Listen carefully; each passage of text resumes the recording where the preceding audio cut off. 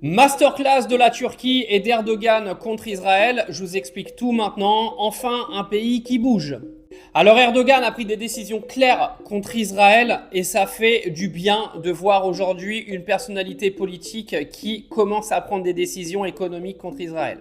Alors, je vais te lire les mesures majeures qui ont été prises par la Turquie. Donc, premièrement, la fermeture totale des échanges commerciaux entre la Turquie et Israël. Donc, le commerce bilatéral a été totalement interrompu par la Turquie. Deuxième décision très importante, la fermeture des ports turcs aux navires israéliens. Donc Israël n'est plus autorisé à utiliser les ports turcs alors qu'Israël, lui, a également fermé ses ports aux navires turcs.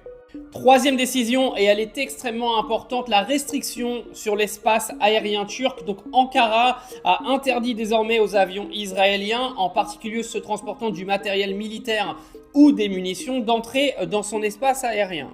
Il y a également des mesures informelles qui ont été accentuées. Donc les autorités portuaires turques exigent désormais des déclarations issues des armateurs attestant que les navires ne sont pas liés à Israël et ne transportent pas de cargaisons dangereuses destinées à Israël.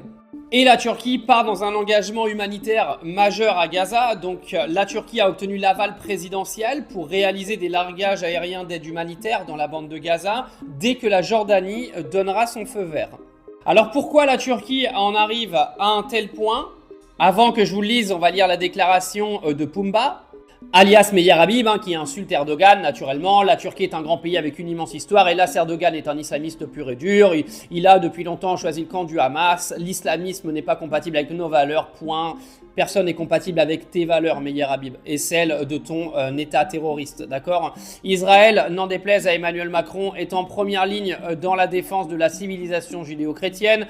Soit l'Europe se ressaisit immédiatement, soit ce sera trop tard, blablabla. Les islamistes ont pris le pouvoir en Turquie. Enfin, toutes les conneries de Meyer Habib, naturellement, comme d'habitude. De toute façon, il déblatère que de la merde, il sait rien dire d'autre. Alors, venons-en au pourquoi du comment. Donc, les condamnations de frappes israéliennes contre un hôpital à Gaza. Donc, pour ceux qui n'avaient pas suivi, le 25 août, il y a eu un hôpital qui a été attaqué par Israël, tuant encore 5 journalistes et faisant énormément de dégâts civils.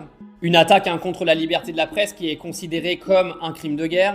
Il y a également un appel à la solidarité des pays musulmans. Dépêchez-vous les gars parce qu'il commence à se faire un peu tard quand même. Mi-août 2025, le ministre turc des Affaires étrangères a dénoncé le plan israélien visant à prendre le contrôle de Gaza, le qualifiant de politique génocidaire et expansionniste et appelant l'Organisation de la coopération islamique à se mobiliser pour s'y opposer. Il serait peut-être temps que les pays arabes se bougent.